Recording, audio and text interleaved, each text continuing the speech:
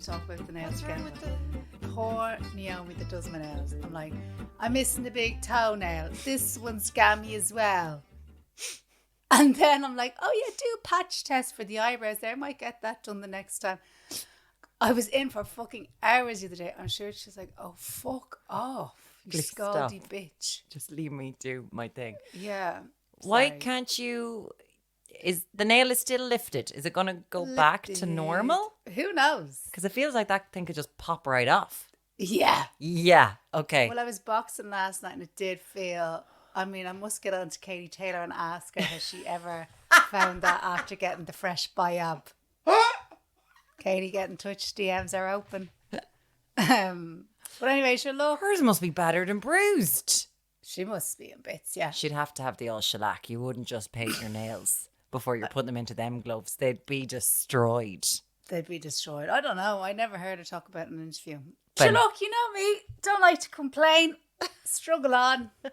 And keeping things in perspective always. We would like to say a huge thank you to everyone that bothered their bums to come out and see us on Sunday gone at the Cork Podcast Festival. Poor Emma has had to treat me over the past month and a half because I was like, I can't do that room, make the room smaller, I can't go in there. And I've been physically getting sick at the thoughts of getting on stage. And she's like, oh, Jesus Christ, get me out of this But podcast. in fairness to you, it's not like I offered you any fantastic words of wisdom. I just kept saying to you, be grand. Do you know what she did I say? say that about everything. Not just be grand. And she just went, and if it does fail, if it does go badly, do you care? And I was like, yes. She went, oh, I see, I don't. And I was like, you. I did say that, You didn't did. Well, I was like, of all the things, because there's one piece of advice that Emma Doran has given me that I now live by. oh yeah? There's always a sink to be cleaned. Whenever Yeah. I find myself losing my mind, that pops into and I go clean a sink. Go clean a sink. But I don't mean that I don't care. I mean, it's kind of a thing like, what can you do about something that is done? There's nothing you can do. All you can do is keep moving. Yeah. I wouldn't beat myself up. Well, I would try not to beat myself up about something that was done. It hadn't been done at this stage, Emma. I was in the throes Yeah, of an okay. anxiety spasm for a month. So we really enjoyed it. Thank you to everyone. Wasn't it now? Didn't you enjoy it when it all came to it? We had so much fun. It was good. It was great fun. It was great. Great to see you all. Yes. And we are going to be in the And London... the lads that came down from Dublin, hey. The boys from Finglas. Hi. Like, not that I didn't appreciate the Cork people and the Limerick people, but I sensed there was a few Dubs in the room. She sniffed the Dutch. She's like, I can smell Dublin. I can smell it.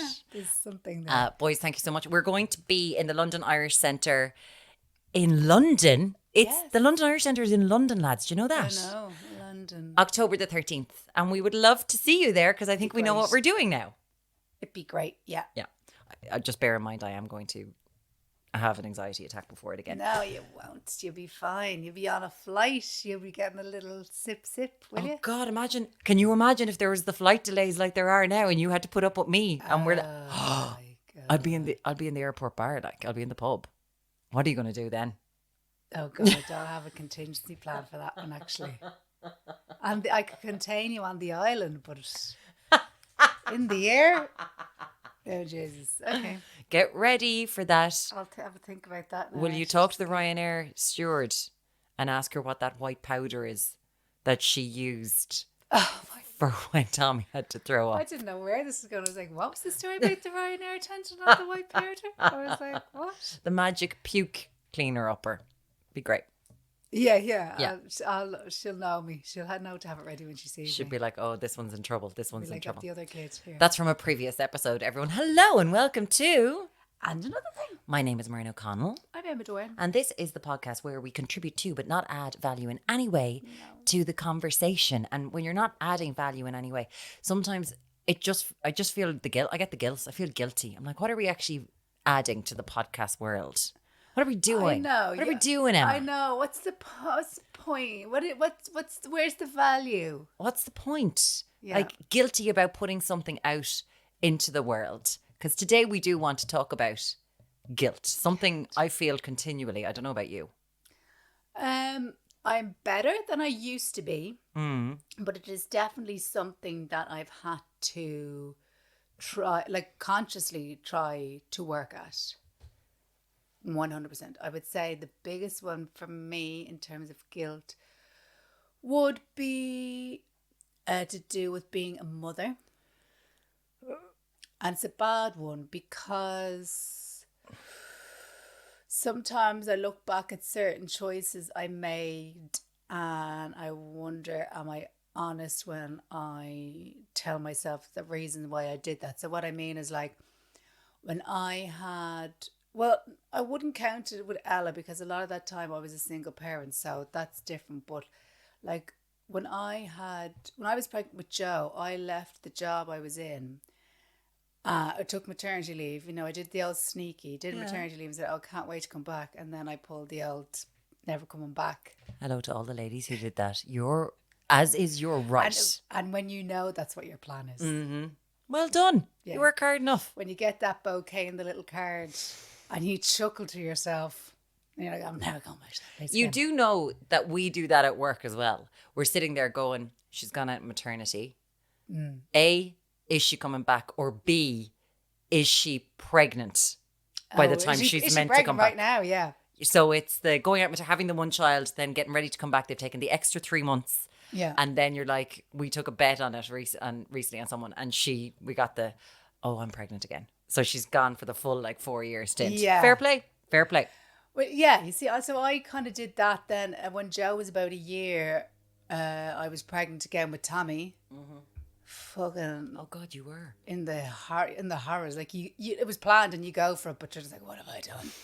You're just like, I thought this would be a good idea. You're like, it's happening again. Anyway, so there was a good few years where, so then after I had Tommy, I was like tipping away. I was doing like a bit of my own production stuff for companies, like, you know, kind of online videos for them and that kind of thing to keep me ticking over and whatever, and obviously still gigging. But I kept hell for leather on the gigs, but I could have been doing other stuff for my career and I didn't. And yes, I wanted to be at home with my babies and all the rest, but there was definitely an element of the guilt that dictated that and helped me make those decisions. Yeah. Because I feel like especially our generation of women who decided to have kids, you were sold this kind of imaginary life where you were told you get married or you get the house, you get married, you have the kids, you travel, you live with your mates, and at some stage you have a deadly social life. You're at home for your kids, but you also somehow manage to have a career, and you make the dinners, and you clean the gaff, and you fold the knickers, and, you know, don't forget to take your fucking pill kind of a thing. So I don't know, like it's the first generation where mothers have actually, you know, kind of had a choice to work or be, you know, well, not really because who can afford it now, and childcare that's a whole other story. But you know what I mean? Yeah. You kind of present it in this way that you can do all the bits and bobs, but you still have that thing that you want to be able to give your children a similar childhood that you grew up with. Yeah. But that's not possible anyway. It's not possible. Because we live in a different time. Your kids cannot go out and play on the road. That's not going to happen anymore. No. You're afraid of not just the big bad wolf, but people drive too fast now. People aren't aware of what's going on. No kids are out playing tennis on their roads that much anymore. No. There's more supervision. So the guilt that people have over that, oh God, I wish that they could just have, because I loved my childhood, and I'm sure they'll look back and love their childhood too. Yeah. But it's not possible, and I know that you put that on yourselves. And then there's the Andrew Tate-ification of the world, being like, well, this is what women wanted. Let's get them back into the kitchen. Look at them giving out about their lives. But when you look at all the studies, if people are in a heterosexual relationship with children, women do the lion's share. It's as simple as that. Yeah. So you are doing 2 jobs at once, and then the dad has 1 job. And I'm not going at dads at all. This is just the way it's broken down. And men are getting so much better. We all see it. We all see, oh, well, it's my responsibility to, you know, if you're going on holidays. And a lot of it is, have you packed for the kids? You know, women asking women. And lads would just be like, well, she's got to pack her case and that's just included that it's going to be the kids' case. Not anymore. Men are jumping on that as well, being like, oh, better Oh, no, you see, pack that's a the case. thing. I don't even think it's a guilt that the guilt has been created well before I met Shane or had children with him or anything like that. It's built into my brain. But that's because culturally, Yeah. we have not just guilt. So there's a female guilt, but there's also Catholic guilt. That I'm sorry to bring up the word. I'm sorry. True though, because even if you're not a practicing Catholic, you're still culturally, chances are, a Catholic. And once you're born, you've got shame straight away because you're a sign of, you know, I know. Eve's fall down. Like babies within the Christian religion are essentially guilty as soon as they come out of the womb. And the women, as they're having the babies, even though this is what it's all about, they were like, my mother was churched. Do you know what churched is? No. After she had her baby, she was considered unclean and dirty by the Catholic Church. Right. Even though her whole job was to procreate in the bloody Bible. That's what she was supposed to do. That's what she's supposed to do. But they were considered unclean. So this happened to my mother in 1969. And she was there at her first child's christening. Her little baby, little Neve, love her so much. And next thing, my dad is like walking her up the aisle and she's like, why are we going away from the back? Why are you taking me away from my child? What's going on here? And she had to go up to the top of the altar where there was a priest. She didn't know anything about it. My father knew though, where she had to be churched. So that was forgiven for her sins of having a child. And announced clean again by the priest. So by 1970, they'd gotten rid of it because she was only ever churched once. She's got 4 children, certainly in our parish. When I found that out and there was a bunch of women on our road talking about it one day, I was like, there's no way that happened to my mom. And like all the women were like, it happened to your mom. It happened to all of us, Muireann, and we're all the same age. And I was like that. And she went, oh yeah. And then and she just got over it. And then a few years ago, I brought it up again and she was angry. She was like, oh no, I was furious at the time. Like, how dare they do that to me when I had the most precious thing in the entire world? She was furious. Sorry, I'm like in shock. Yeah. Ask your mums. Churched. That's what it was called. And they were allowed to do this. And my dad knew about it and she didn't. Like, is that not just emblematic of what they do in institutions? So yeah, she was kept in the dark. So everything is a sin. Culturally, we've got Catholic guilt. And my God, it's a pain in the arse. It really is, yeah. And I can't get rid of it. Can you get rid of it? No, and I didn't believe that it was real. So you wouldn't really hear it when I don't know, this is my memory anyway, growing up in Ireland, that I wouldn't really hear about it being talked about in Ireland. I'd hear like Americans joke about it and stuff. Like I've got Catholic guilt and whatever. Yeah, I'm a Catholic, so obviously I've got the Catholic guilt. And I was just like, okay, I thought like they were kind of really hamming it up or whatever, you know what I mean? Mm-hmm. I was just like, you know, I kind of thought it was kind of on a par with people that say, I'm Irish, and we're all rolling our eyes and going, oh right, yeah, your great grandfather, fair play to you, fuck off. Or it's like the Irish goodbye now that they have over there. I heard someone Irish using it and I'm like, no, that's just a goodbye. That's just sleep. That's just It's not called an Irish goodbye here. We just can't be ours saying goodbye to everyone and we just slink off. Yeah, it's nothing of note. No. It's what everyone does. Yes. But then when I met people from other countries. Oh, yeah. And got, you know what I mean? Mm-hmm. And got to see how they went about their daily lives and stuff. When you get to contrast and compare what their life is versus what ours is. Yeah. I was like, oh, okay. Are you not ashamed of like your body? Or okay, fair enough. Australians blow my mind. Yes, it's like because they're brand new, right? I'm not talking about Indigenous Australians. I'm talking about the white Australians. They're shiny.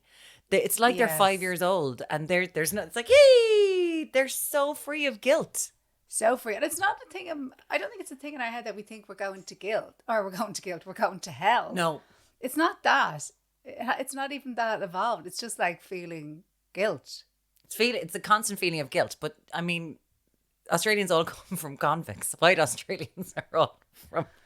So they're like, yeah, we're grand. My mum says to me, she's like, oh, I would never want my children to visit me because they feel they have to. I want them to visit me because they want to. And I'm like, okay, that's a nice fantasy world you're living in, because I'm here right now because I feel guilty. You're going to have to give me like a bit of a fucking gap to just be like, I think I'll just go see her. No hidden agenda. No feelings of guilt. Yeah. Like, but it's within us. It's who we are. You once a week, please, like, just now. That's clear. Like, clearly, it's wrapped in guilt. Sorry, I have to go back for 1 second. I breezed over that too much. Emma. Wow. What's bad? You've just said that if I go to see my mother once a week, it's because of guilt. It's because I have to be here. It's guilt, though. What? Because I feel like I have an obligation. Like I should be visiting her once a week. But you should. But that's not about me wanting to see her. That's about guilt. Isn't it? This is why you're almost an Australian. It's like you're a reformed Irish person that you can just freely say that. But I can't say to my mother, and don't get me wrong, I get on very well with my mother. I love my mother. Of course, she's the most annoying person I've ever met in my life. That's fact. That's what mothers are. We don't let our mothers away with anything. No. Our dads, we let away with fucking everything. You know what I mean? Like, my dad sends me a message like, okay. I'm like, oh my God, he's so cute. And my mom sends me a message, okay. I'm like, oh, she's fucking annoyed with me about something now. She's fucking pissed off about something. Here we fucking go. But I do love her. But a lot of the visiting is, I feel the obligation to go visit her. Okay. And there's guilt. And can I ask you? Yeah. Do you think your brothers feel the same obligation/guilt? No, one of them definitely doesn't anyway. Well, hanging people out to dry. No, but I think he's just more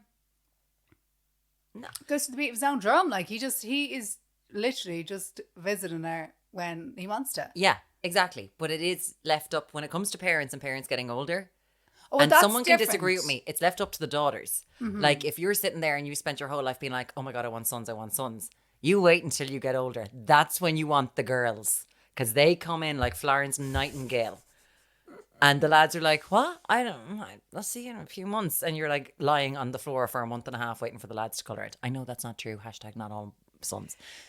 Yeah, but women have always been pushed into caring professions, never mind being like the caring, into the caring role or whatever. But the Catholic guilt thing, like it's about everything. Is real. If I feel like I haven't parked properly. I remember once my parents looked at me. I was very young and I had dropped the wrapper of a Tangle twister. And they're like, did you put it in the bin? I didn't. And in my head, I was like, they're x-raying into my brain right now. They can tell that I dropped it. It was my act of rebellion when I was 5. I was like, let's see what happens. Let's watch the world burn. And I swear to God, I was like, yeah, it's totally fine. It's grand.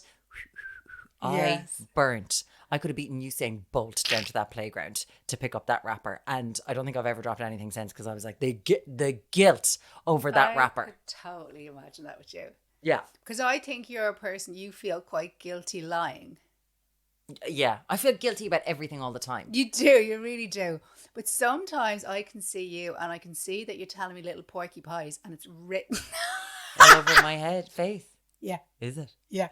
But I know it's the guilt consuming you. Probably. It's not necessarily that you're a bad liar. It's just that your conscience is screaming at you. All the time. I can see your conscience in your head going, you're lying! You're lying! And it makes me laugh. But yeah, why do I do it? Why do I go? I don't know. Like, even today, I actually... Because I was going to say, when you were going to come over, I was like, yeah, come over now. I was like, no, you're not at home. Why are you telling her to come over now? You're not there. No, it's just pissy little nothing things. And I just went, what do I lie to you about? I can't think of anything in particular, but it's just little things like that. Just little, oh no, it's fine. Those kind of lies. I'm going to be thinking about it. Just those kind, not even, just like the everyday things we all do. Yeah. Yeah. Oh no, yeah. And I catch myself doing it. I'm like, why? I think it's easier for everyone if I just say this and it'll be grand. Yeah, I know, I'm not tired, I'm grand. It's those kind of... I know, but it's other things. Like when I'm late for something, I left Yes. my phone at home. I didn't leave my phone at home. Why do I say that to come up with the excuse? I do that all of the time. And then when I do, because the amount of times I'm leaving this house in the morning and I will have my outfit for work on the back of the door, and I'll forget to bring it or whatever, that it's happened so often that now I just, like, if I'm really late, I'm like, oh, I'm sorry, I left it at home. I didn't leave it at home that day. But it happens so often, I'm like, it's just easier just to tell them that. Oh, I mean, Jesus. I do feel guilty the amount of lies I've told about like traffic and stuff like that. Oh, traffic was terrible. Oh, traffic. It's like, really? Friday morning of a bank holiday? Really? Really that bad, was it? One day I was late and I was using traffic as an excuse and I Google mapped to be like, where is the bad traffic? Oh, yeah. Nothing like a bit of research for a lie, though. I did a bit of research and I was like, just in case these people are checking. Yeah. I went. That's it. But you see, that's totally the sign of a lie. A lie is too much detail, isn't it? But I might give them the detail. Terrible traffic around Junction 12. It just got very heavy for some reason. Car had broken down. It was a Honda Civic. It was red. It's like, what? It is the things. It's like, why do we do it? Like, I know I do it. Yeah. Why do I do it? Where did it come from? I have a feeling it all came from my first confession because I made up loads of little lies. Came from that fucking rapper. You're like, I don't want to feel like that again. It's just, I don't know. It was like when you have to make up little lies. So there has been a study done on this, which I think is really interesting with everything that you have just said there, right? So guilt is wrapped up in shame, is wrapped up in guilt, is wrapped up in shame. Yeah. Even though they are two different things. Yes. Yeah. Right? So there are two different Yeah, they're kind of things. married to each other, but they're separate entities nonetheless. Yeah, exactly. But guilt in men versus women. There was a study done on this. It was published in the Spanish Journal of Psychology. And it found that indeed women do feel more guilt than men. Men, they are deficit in guilt. They have a deficit in guilt. Okay. And women suffer from destructive guilt largely imposed by society. Nice. That's where our guilt comes from. So it is placed on how we've been brought up. So regardless of where you are in the world, unless you are living in a matriarchal society, you will have guilt placed upon you more than the lads. Yeah. The straight lads or whatever. And then there's all the guilt that we have internalized. Then there's the female guilt of itself. And then here it's the bloody Catholic guilt that we have as well. Like, it's a lot. How is, like, a gravitational force? Like, I feel like I'm hunching. And I think it's the guilt. Well, I feel like men can't help their deficit in guilt because I feel like... Oh, no, 100%. There's no point them having guilt. They have to function on the planet with the audacity to think they can impregnate people. You can't have guilt if you're being expected to impregnate people with your own sperm and just be like, grand. Put her through 9 months plus. I mean, you have to be a little bit devoid of guilt and to think that's okay. But like, don't you? And kind of to think it's a fair deal. But to kind of think that every time I'm keeping humanity going, like, we don't think that, and we're the ones who kind of do it. Like, we could probably turn into... Yeah, fucking hell. I am conscious now, having sons as well, that... Well, definitely, I suppose, with the house they grew up in, it's different to the house that I grew up in. Like, they're never going to catch their mother making a dinner anytime soon. And that's my stand. It's not because I'm a lazy bitch. It's my stand. It's for against feminism. Patriarchy, it's yeah. For I'm feminism. doing my bit. Thanks very much. I drive. Their dad doesn't drive. Oh, yeah. Now he does do all like the DIY and paint and stuff. But you know what I mean? The traditional roles are a little bit more blurred. And even like today, I went to the shop with them. I know, exciting last couple of days of summer. But we were up in Lidl and I was treat myself to a few tampons. It wasn't. While I'm still dry enough to be able to insert them. Anyway, I'm putting the shopping away. Was that a bit much? That was unnecessary. Sorry. That was sorry. That was an unnecessary detail. Sorry. Anyway, I'm just saying, look, I'm not getting on the moon cup. Okay, the time's gone. I'm not learning a new skill at this stage. Anyway, putting away to the shopping. And I said to one of my little sons, I said, oh, take them tampons and put them in the bathroom upstairs. And I'd say like not a few years ago, but like say, oh, I don't know, maybe if Ella had been a boy, I wouldn't have been possibly as free. You know, I might have been, oh no, like kind of shielded from them a little bit or whatever. Yeah. So even I'm conscious of trying to do little everyday things like that. You know, I know that's not a big thing, but it is, you know what I mean? It's a nice thing. It's hopefully like you're not going to be rearing kids that see a woman wearing whatever she wants and calling her a slut. You know, it's the little things like that, the semantic things that actually matter. Or like that menstruating. A You're putting menopause cycle. And menstruation together? What's going on? Jesus, it's only fucking Tuesday. But like, I don't want them to think 50% of the population having a menstrual cycle is fucking weird or gross. It's just normal. Of course it's just normal. But I just think it's so lovely. And I'm sure that men are sick of hearing us talk these days about, you know, talking about our menstrual cycle or about, you know, you can't do this, you can't do that anymore, because they do live in a world where across the spectrum, they don't have the guilt that we have, because it's brilliant. They haven't been reared that way. Yeah. Like these studies found like from forgetting a birthday through to having an affair, a man's just going to have less guilt than a woman would ever have about stuff like that. Yes. Which is, can you imagine living like that? Can you imagine? I think I'd be 2 inches taller. Honestly. Yeah. Just I do but I'll be honest about it. I do, not to like male levels, but I definitely have a little bit of it in me. I think that's actually gotten me through life. Fuck it. Fuck them. Because as well, you know the way you see all these videos and memes about wives having to find things for their male partners. What do you mean? Like he'll say to her, "Oh, where's the whatever? Where's the tape measure?" Yeah. And she's like, "It's there. Yeah. That's me. Shane has to tell me where everything is." So I think I possibly have a little testicle up in my stomach somewhere. Just a smidge. That's lovely. Isn't that nice? Or maybe I had a twin brother and I ate him. Sorry, Emmett. But you know, does that sort of? I think if we all have a whole mix of each other, that's the best possible thing. Us all coming together is obviously the best possible thing. Yeah, like, it's all meshing into one kind of mysterious, non-existent gender. Or, you know, gender is a construct. Realizing that it's a construct, live your life, we're going to die. Do you know what I mean? Have a bit of crack along the way. That's genuinely what I do believe in kind of all things. Just have a bit of crack along the way. Why are we getting so het up about certain things? Yeah. You know, there's no need for it.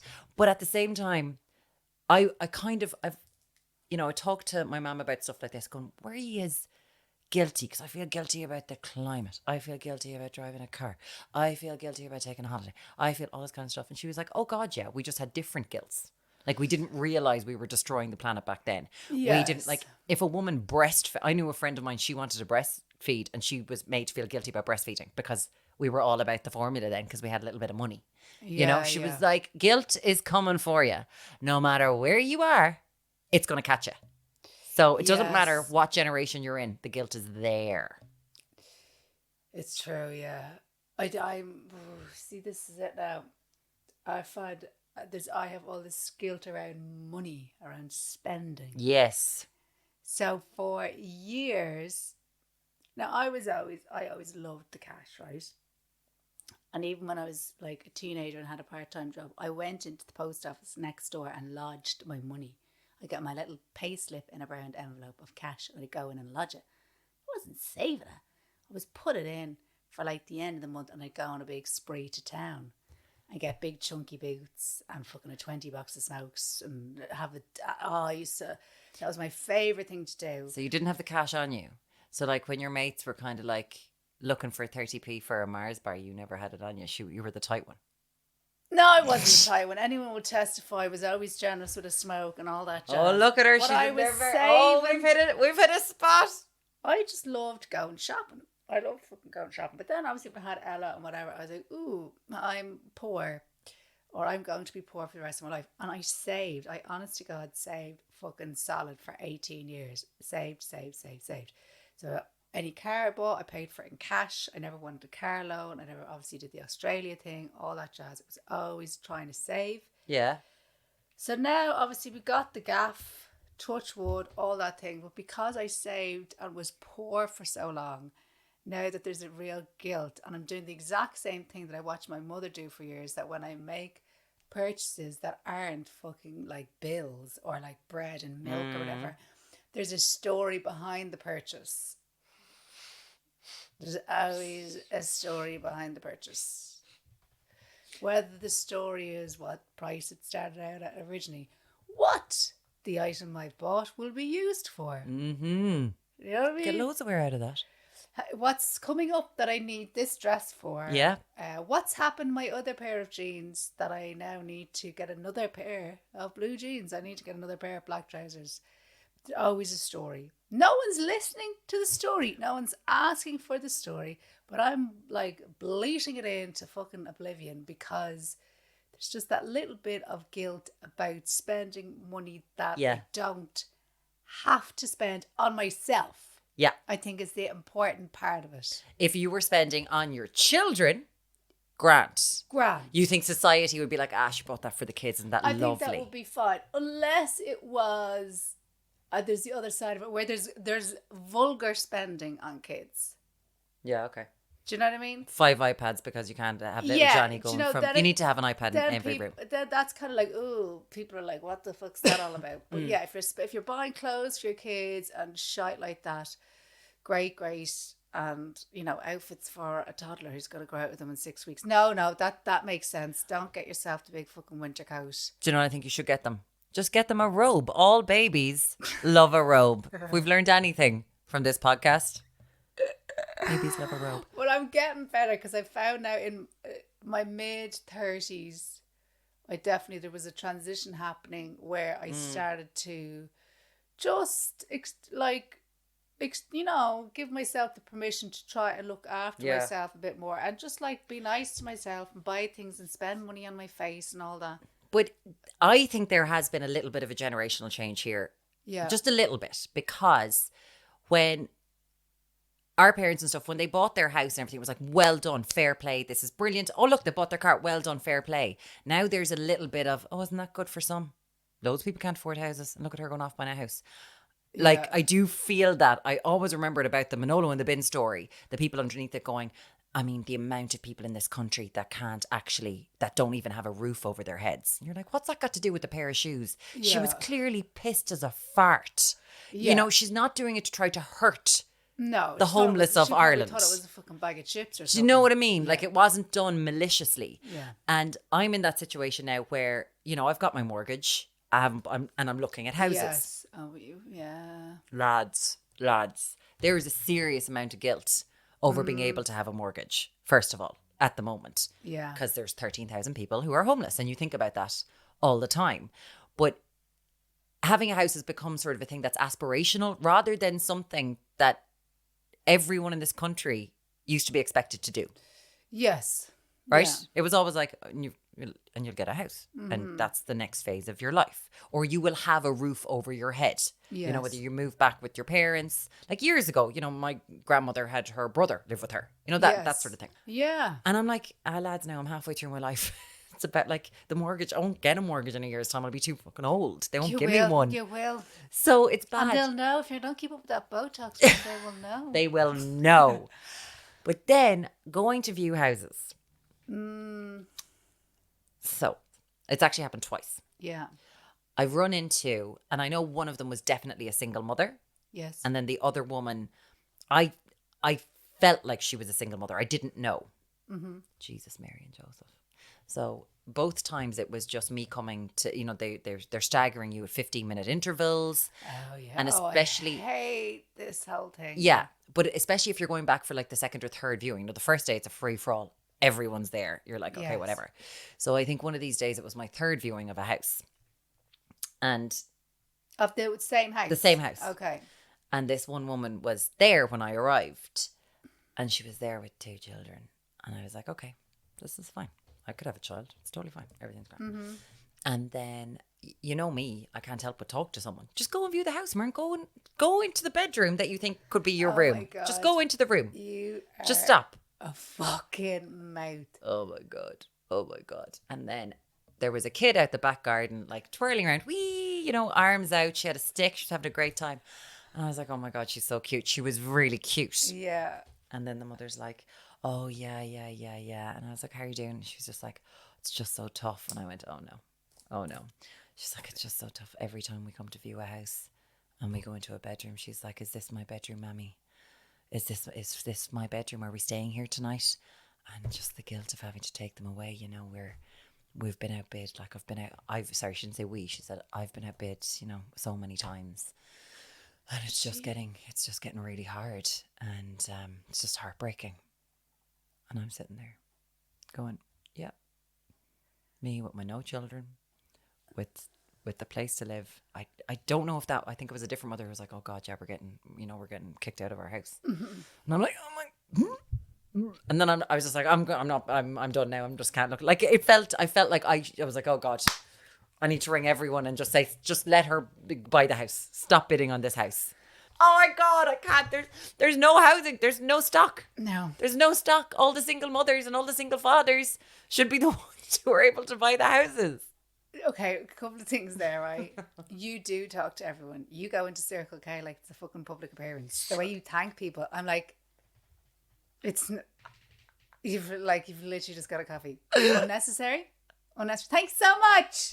Thank you. Have a great day. I'm like, I do not say have a great day. whatever, but you're very chatty to everybody. And the guilt, you're thanking everyone and you're making sure you've thanked everyone in the fucking place. Someone's fucking putting fulfill bars on the shelf and you're like, thanks so much. So, working here part-time, love. Fuck off. Anyway, second thing is those children, they were hired actors, okay? And you need to get a grip. You need to get a grip. Now, it's very hard when you meet the other people that are viewing houses because even like when we were renting, I'd see those people and I would just throw them dirty looks as if I could psych them out. What? They are trying to psych you out. Of course that's what you did. Of course that's what you did. It was horrible. It's a gaff. It was the cheapest gaff I could find in Rathfarnham to rent. We literally could not afford anything else. It was so cheap. And I was like, we need this fucking gaff. So I'd be that person. I would psych out the other people. But like they're a single mom and they've got kids and whatever. But like now I have a little bit of an issue with the kids saying, are we sleeping here tonight? You're like, calm the fuck on, we're viewing houses. What kid would say that? She needs to explain to that kid properly what's going on. Oh, look at you. I'd never even thought about that. I wouldn't be bringing it. First of all, when I went to house viewings, and there wasn't that many of them because it was during lockdown or whatever. If she's a single mom, she's got no one to mind them. Like yeah, it was, I'm aware of the concept. I was one. I know how it fucking works. Hey, what I'm saying let me mother-splain to you. Let me mansplain to you the situation. Let me mansplain to you. I understand if you have to bring the child with you on a viewing, but if I was doing that, I would explain the situation. I would say, I wouldn't build it up like this is our potential home. I would say, oh, we just have to look at different places to see what different places are like. I'd never thought of that before. I wouldn't be going to the child every time we went to view a gaff. This could be our house. Fingers crossed, everybody. That's not cool to. I probably wouldn't even explain to. I'd just be like, bring the kid into the adult part of that conversation. I would just be saying, oh, we're just going to look at loads of different houses. And we'll see which one suits us best. And then just put a spin on whatever. I'm just trying to think. My mother would probably be like, we're just going to look at my mother probably wouldn't say anything. She was like, come on, we're going in here for 5 minutes. I remember going to a viewing with my parents when we moved house when I was a little kid. And there was no fucking conversation about what was going on. Now, I did actually want to move to that house because it had good vibes out in the road and everyone kind of seemed to be like, whatever. So I kind of did want to move there. But no, like, don't be telling them that. Did you get to move there? No. Oh. We went, oh God. Now it was obviously like the family home and all the rest, but just the girls just weren't as sound. I'd met girls who were talking about weight, and I was like fucking, 6, 7. I was just like, what? I'm Where? a kid. Where? In the house like that we moved to down in Rathfarnham. I was just like, sorry, can we just skip? What? Yeah. No. Swear to God. So you got good vibes. 5 minutes on this road, you were like, yeah. I bet you they play a good game of 45 and hide and seek. This is gonna be tip wicked. the can up to, like, hook it up to my veins. Let's go. Now the other ones did obviously play, but when they started talking like about weight and stuff, no. I was like, Oh, what? that's not. I don't. Like, these are fucked. But anyway, and that's why you live 5 minutes up the road. Because my mother, if I moved further away from my mother, the guilt would fucking kill me. Kill you. I was told, like, do what you want, be who you want to be, it's your life, but don't fucking move to Australia. Or we'll fucking kill you. I couldn't move to Australia with Ella. Imagine. Did your brothers get that? I'm sure they did, yeah. Okay. We're all within like a fucking 5-mile radius of each other, so they probably did. There you go. I don't mean to look at everything through gender. I am always just wondering because I can see in our family how the boy is treated differently from the girls. Oh yeah, but no, we'd be all called the babies. One thing that you said in this podcast a few weeks ago, and it's something that we actually talk about. Me. I'm not quoting you. There's always a sink to clean. It was about the guilt about buying clothes. Oh yeah. I'm just buying a top. I know it's bad. I know it's bad. But like even your job, there's not a fucking hope that you could be a sustainable queen.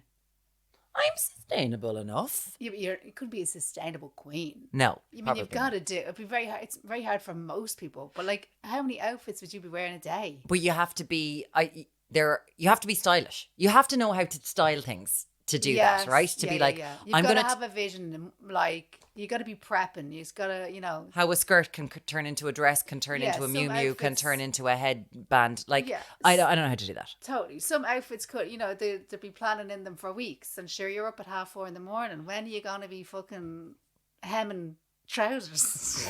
Like, it's just not realistic. But everyone kind of feels this these days. I think a lot of them going, oh God, I just bought a top. I didn't shop my wardrobe. I do get the guilt now about the fast fashion now. Yeah. Yeah. And sometimes do you just have to put your blinkers on?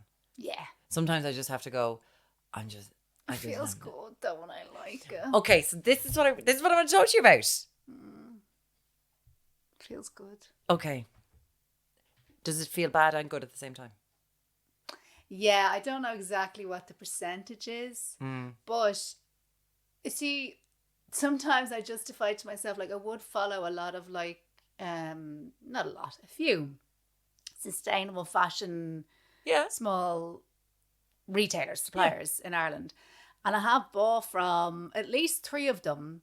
And, obviously it's nice because there's a little bit of the guilt swept away there. There's still guilt because I'm buying, in my mind, I should have 2 pairs of trousers and 2 t-shirts and I should be fine with that. 100%. Fucking the Stasia, who'd be looking at you anyway, the fucking big head on you. But some of the sustainable stuff, it's because I'm a petite person who is 5'2" on a good day.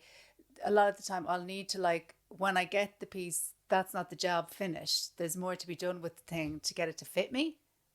I know you're fancy sometimes when you say, when I get the piece. When I get Not when I get the top, it's when I get the I get the piece. Tops are grand, but I'm buying trousers or jumpsuits or whatever, it's not, I'm having to get it altered and whatever. So sometimes if I got something on, I want something to wear and I know I can get petite size 8 and it'll fucking fit. It's the way we all have our shops that we know. Oh, I know when I get... I'll find something in there today. Yes. A wham bam, thank you ma'am. I'll be done. I don't have to stress over it. Yeah. And then there is the stress. When you open up your wardrobe and you see tops, you're like, why did I buy that? And there's a tag on it. You're like, oh, what's wrong with me? Why have I done it? But it feels good. It feels so nice to fill that little basket and use your card online because that's, as everyone knows, it's not real money. See, that's the thing. I don't shop online. So every place that people... You see, this is the madness for you, not shopping online. No, sure, I've got a thing tomorrow. And I was like, what time? Come over as late as possible today. That's why you're always off gallivanting, doing bits and bobs. Because I'm constantly going, oh. And I'm like, Muireann, that's tomorrow. Remember we told you about this 2 weeks ago? It's very old school Elwyn. Oh, yeah. That you're just constantly fucking into town to get your bits and your bobs. My mum, when I was growing up, was constantly hooshing herself into town. Constantly. Fucking. Oh, it's in there. One of my main visions of her growing up is her coming up the hill of the estate with the fucking shopping bags, having been in town. That's you. That's me. You're pure old school ma. But one thing... Get online. No. It's so ridiculous. No, because you can't try it on. And I never know if it's going to work. Like, there's the amount of stuff I have to return. Fucking ridiculous. I know. You should be ordering clothes and getting them straight to fucking Virgin Media. Yeah. The amount of faffing you're making out of yourself. It means planning. So I don't plan. No. I prefer... So do you know what I have guilt about? As well. Something completely stupid I've got guilt about. So sitting down and online shopping or something like that, I would feel that's not something, even though it's part of my job, it's what I should be doing. I'd be like, no, you can't do that. Like, come on, you have to be doing something else. And I love nothing more than a sit down. But you know why I've gotten so into audiobooks? Because I now feel guilty sitting down reading my book.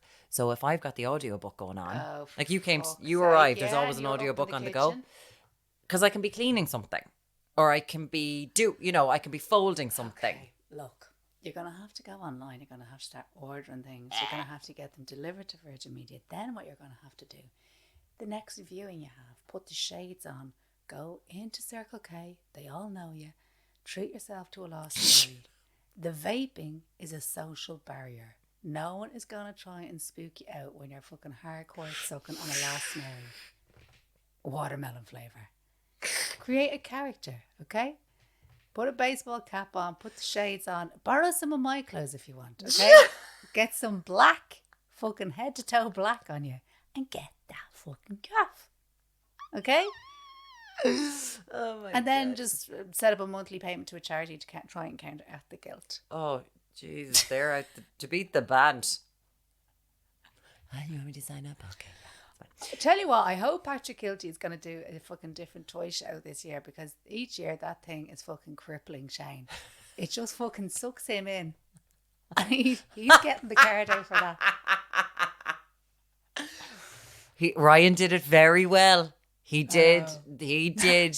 Anytime that he did that, I was like, oh God, yeah, you got to support. I don't know whether Patrick Kilty will do the Ryan Tubridy or will do the Bob Geldof. You wouldn't know which way he'd go. I think it'd be kind of a mixture of both.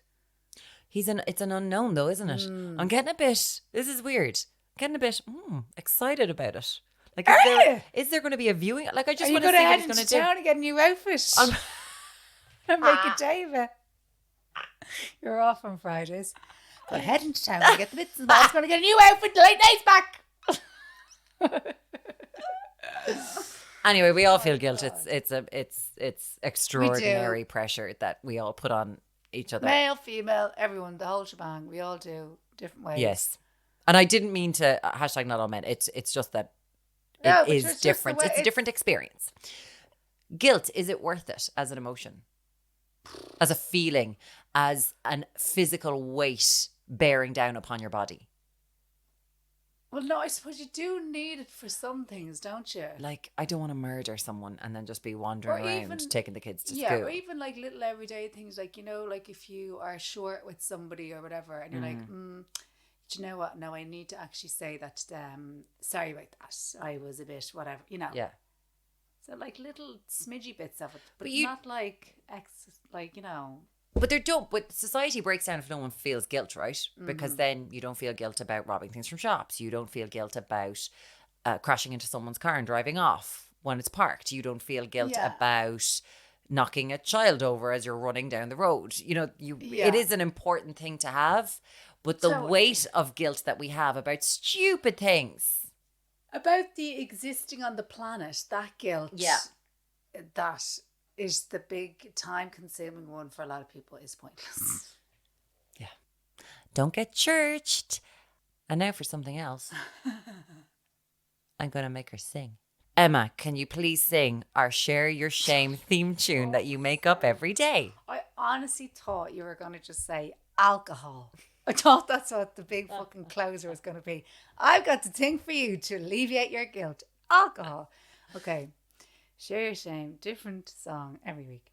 Share your shame. Share your shame. Is that good? That was very Boyzone. Chicka chaka. Was it? No matter what they I was only tell. thinking of them the other day. Oh, yes. Reading of the Years came on, and that song, it's gonna be so good. And I could not help myself, and I jumped up and I started dancing to it, and I was just like, there's something fucking wrong with you. I wasn't even a Boyzone fan. Just that song does something to me. It doesn't matter. I do think that looking back, a lot of bangers. Yeah, even the sad ones, you're just like, that was a bop. But they were compared with Take That Too Much. They were. And Once You Have Never Forget. Come a long way. I don't, but the ballads fucking wind me up though. A lot of these bands. Shocking. I want the bops. What about I Want It That Way? Backstreet Boys. Not my favourite. Oh, what's your favorite? Of Backstreet Boys. Everybody. Yeah, I'd say so. Yeah. That's a tune. Yeah, I was looking at some band there the other day. Oh, and do you know who I rediscovered? And I was like, oh, I need to get on that now. Sugar Babes. I got them back. And they're actually one of the very few bands that I will tolerate and enjoy and love their ballads. I don't know how people ever stood for like Siobhan leaving and everyone leaving, because the original Sugar Babes, Overload. And I know Freak Like Me, and obviously Heidi came along and it was all good. Yeah. I was so obsessed with their first album. I just thought, yeah, these are beyond talented. I love everything about them. They were proper songs and their ballads were so good because their voices were so good together. I am thoroughly enjoying that they're back together. They were playing here recently and I was devastated that I didn't get to go to see them. I know. And apparently it was amazing. Anyway. Sorry, go on. I've done me singing, but anyway, that's my audition for the Sugar Babes. Beautiful. We did. They've got a redhead. I know. I was about to say. So we did the live show, right? And I asked for a few bits and pieces, and Emma made a very astute observation about asking for people. I was like, "Tell me whatever you want. It's all anonymous. You know, we're going to a live show." When did I do it, Emma? Oh, fairly late. Oh yeah. I remember I ate it on Saturday night. I did it very late. I was being bad at my job, actually. Sorry, I'm just going to have a little nibble of this Kinder Bueno. You did it on Saturday night. Lads, she's had a full 2 Kinder Bueno sticks in front of her the whole time. She'd only had one piece. Like there's something wrong with her. That she's just like, yeah, I can just leave it there. I don't have to eat the Kinder Bueno. Just going to have a second piece now. Well, I knew I was going to have to announce it because of the noise of it. Yeah. So, put it up on Saturday night. It turns out Saturday night is the time to put up our Share Your Shames because everyone is pissed. And we received one that I then contacted the person, went back and forth with to be like, are you okay? And the next day, obviously, she was in the horrors over this, but she was like, you know what? Just go on, go for it. Say it to people, see if they've got any advice. So what it was, I am... Let me get it right. I want to have the wording right.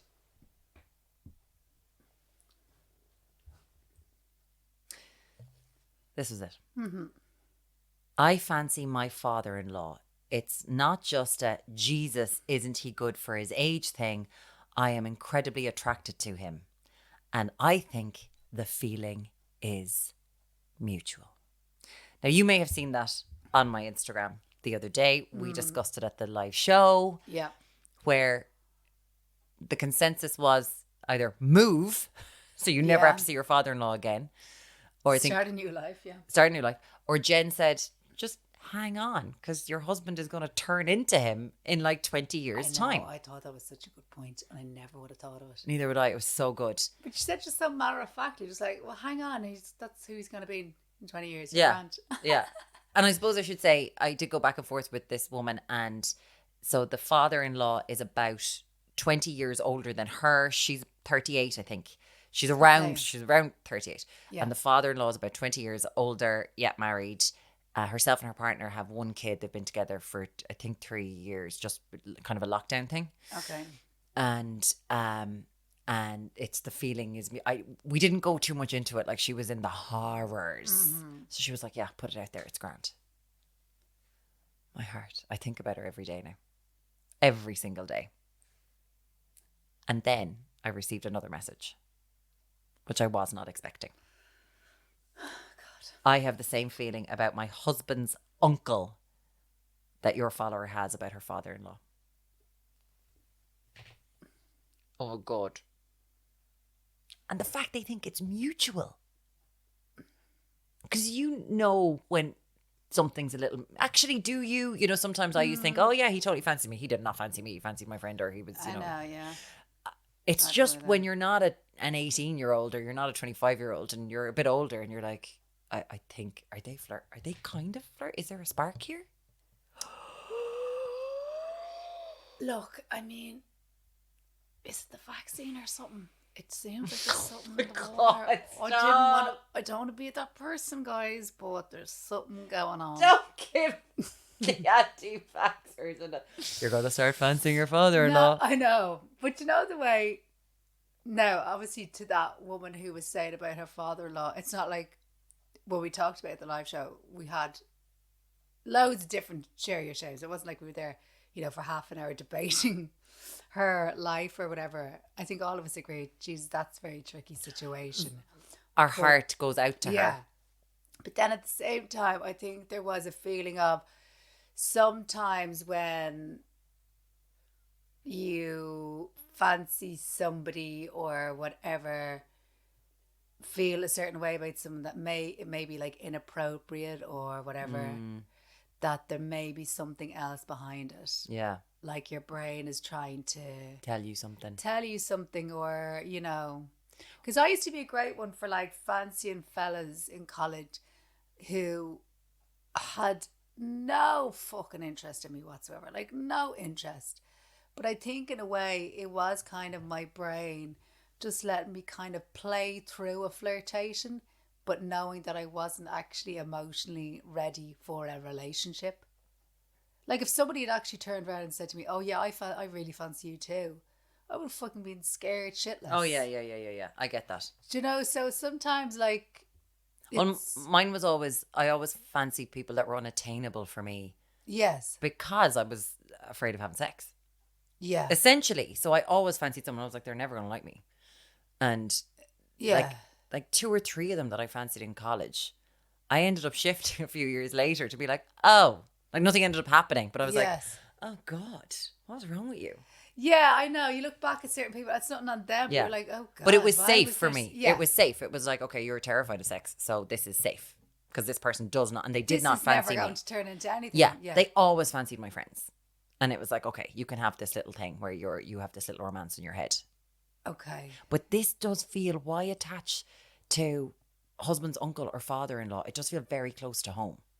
Yeah, I mean, there's got to be... Unless they're in the trenches and they're like, you know, minding the kids and stuck at home and the person's always popping in to help them out with things. And then you could be like, oh, look at them, like a little bit of a hero complex, being like, oh, well, he's popped in, he's helped me with the shopping, or there could be an element of that. He's helped me with the kids, he's babysitting. What's the father-in-law bringing to the table that the husband is lacking? Because there's obviously a lot of similarities, even if it's not physical similarities, but there's probably a lot of like, you know, personality traits and whatever. So maybe it's not the father, maybe it's just something, he has something that you feel is lacking, not necessarily in your partner, but maybe within your life. Yeah, it's a tough one. It's very tough. But that's the thing, like if you're then having to internally look, what's going on with me? I think you have to, though, in that situation. Yeah, well, you're obviously not going to shift your father-in-law. You're not on Emmerdale. Like, you know, it's not a thing. Not this Christmas. No. Can you imagine, though? Can you? And this is why I love human beings. And by the way, I don't mean to say that this was shameful or guilty. I know I said earlier on, this was, if you want to make yourself feel better. It's their shame. It's them sharing their shame. Yeah. Then, Oh, good. Directly underneath the message about I have the same feeling about my husband's uncle that your follower has about her father-in-law. I'm busy. Sorry, Muireann. I'm here busy looking at pics of my dead father-in-law to see if there's anything attractive about him, and it's a no from me.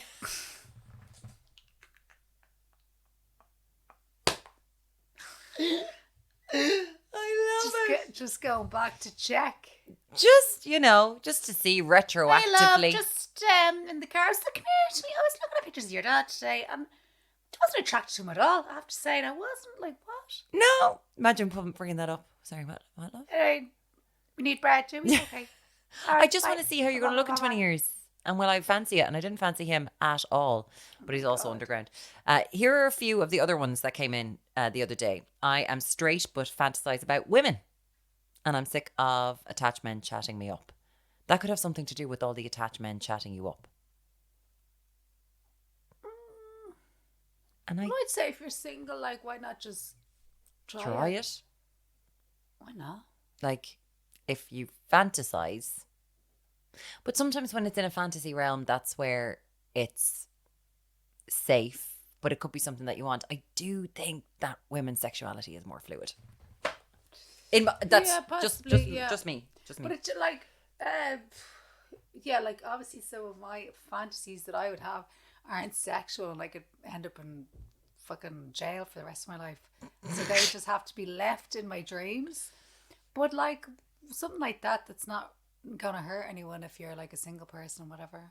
If you wanted to just explore, try it out, try a little something. And either way, I don't think it's shameful if you're straight and you're fantasizing about women. You know, no, I'm glad that you got to say it out loud, because another person here is like, my partner and I are trying for a baby, and she's super excited, and I was like, that's lovely. It's just she hasn't said that to anyone else, and yes, it's just it was a safe space. Your chest, isn't it? Yeah, it was just a safe space. And that's hard because you can't obviously, and then there's the whole thing of like, even when people do get pregnant, that you have to keep it to yourselves until you hit like 3-month mark and all that, and that's hard because all you want to do is just talk about it. You can talk about that if you want, though. About the fantasy with the women? Yeah, but also the fact that if you and your partner are trying for a baby. Yeah, but maybe she doesn't want to. Yeah. And she was like, but you know the way, like, yeah, I think more and more, though, I've noticed, like, that people will just tell you, like, yeah, I did a pregnancy yesterday. I'm 3 hours pregnant, or, because they're just like, fuck it, I'm going to tell you.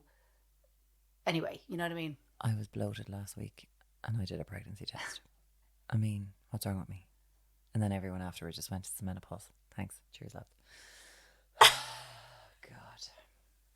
That could be your new brand. Because I was bloated. But I think you rebranding as menopause. Do a full Davina. Yeah. Can you give me a little while? Okay? Thanks. You're a whole year older than me, are you even? It's your time. You're a dickhead. Here's another one. I've been with my partner's brother. I was with him when I was in my late teens, but his brother doesn't remember.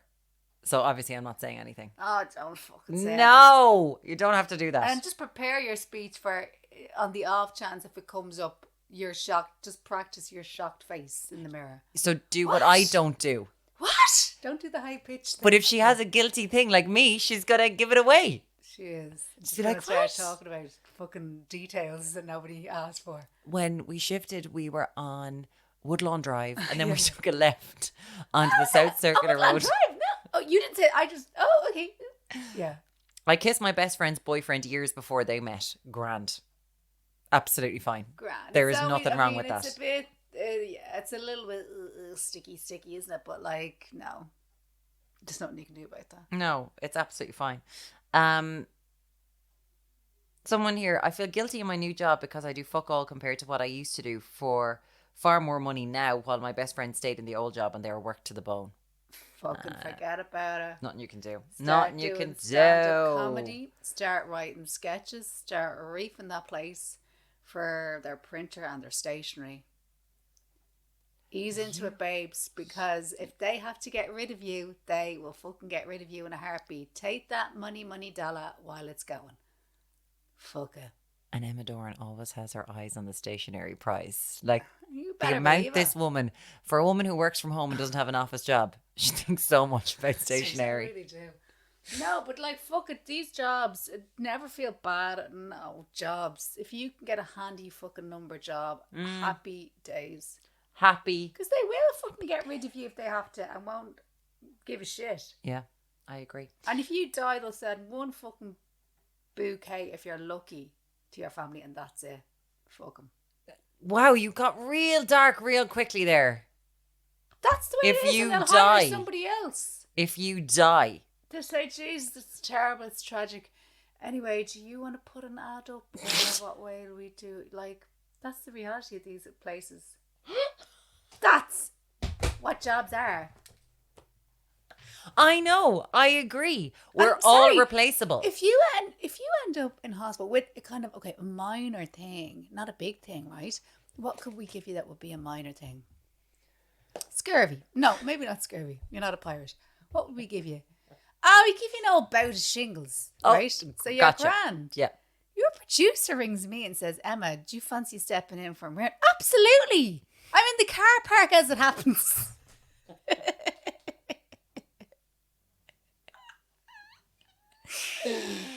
I was just at her house and she leaves the outfits on the door, so I just fucking took one. Yeah, okay, see you in 5, bye. Do you know what I mean? No, because they'd have to put on a bit of a face. They'd have to do a bit of a... Would they do a special for you?